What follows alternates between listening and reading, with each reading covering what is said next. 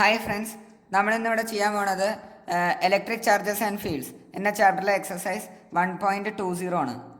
ക്വസ്റ്റ്യനിൽ പറഞ്ഞിട്ടുള്ളത് a point charge causes an electric flux of -1.0 × 10⁻³ newton metre square per coulomb to pass through a spherical Gaussian surface of 10 cm radius centred on the charge. If the radius of Gaussian surface were doubled, how much flux would pass through the surface? B.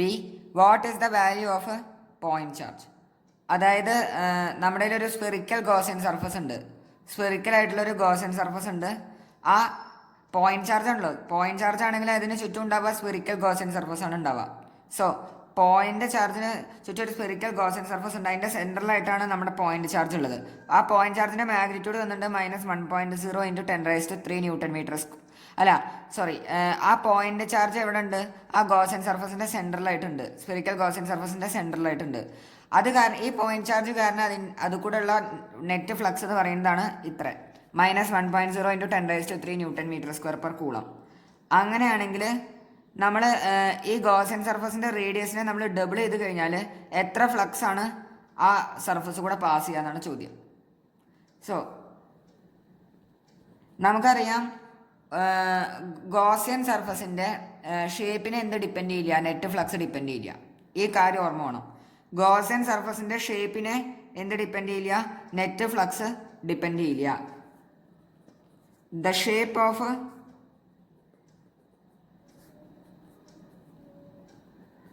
Gaussian surface is not a factor which depend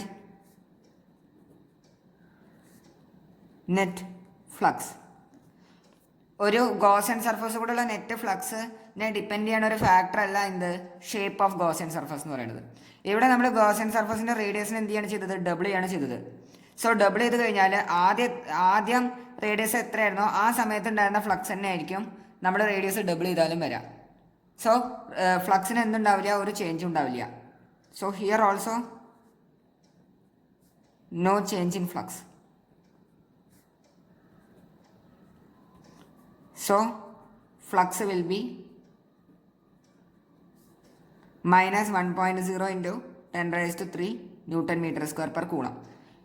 ആദ്യത്തെ part എല്ലാവർക്കും മനസ്സിലായെന്ന് വെച്ചേക്കണം. അതായത് Gaussian സർഫസിൻ്റെ ഷേപ്പിനെ എന്ത് depend ചെയ്യില്ല, net flux, ആ surface കൂടെയുള്ള net flux എന്തിനെ ഡിപ്പെൻഡ് ചെയ്യില്ല, ഗോസിയൻ സർഫസിൻ്റെ ഷേപ്പിനെ എന്ത് ചെയ്യില്ല, ഡിപ്പെൻഡ് ചെയ്യില്ല. ആകെ ഗോസ് ലോയിൽ പറയണത് ഇത്രയേ ഉള്ളൂ. അതായത് φ₀ = Q ഇൻസൈഡ് ബൈ ε0. ഷേപ്പിനെ ഡിപ്പെൻഡ് ചെയ്യണ ഒരു കാര്യം ഇത് ഈ എക്സ്പ്രഷനിൽ തന്നിട്ടില്ല. അതായത് റേഡിയസ്, വോളിയൂം, അങ്ങനത്തെ കാര്യങ്ങളൊന്നും ഈ എക്സ്പ്രഷനിലുള്ള ഇല്ല. ആകെ എന്താണ് ഗോസിയൻ സർഫസിലുള്ള നെറ്റ് ചാർജ് /ε0 ഇത്രയേ ഉള്ളൂ. എന്തില്ല, അതിൻ്റെ ഷേപ്പിനെ ഡിപ്പെൻഡ് ചെയ്യണ ഒരു ഫാക്ടർ ഈ ഇക്വേഷനിൽ എന്ത് ചെയ്തിട്ടില്ല, തന്നിട്ടില്ല. അതിനും നമുക്ക് മനസ്സിലാക്കാം. സോ ഇത്രയും തന്നെയാണ് നെറ്റ് ഫ്ലക്സ് ഉണ്ടാവുക. രണ്ടാമത്തെ ചോദ്യത്തിൽ പറഞ്ഞിട്ടുള്ളത് what is the value of a point charge. What is the value of a point charge? So നമുക്കറിയാം equation net flux = Q inside by ε0.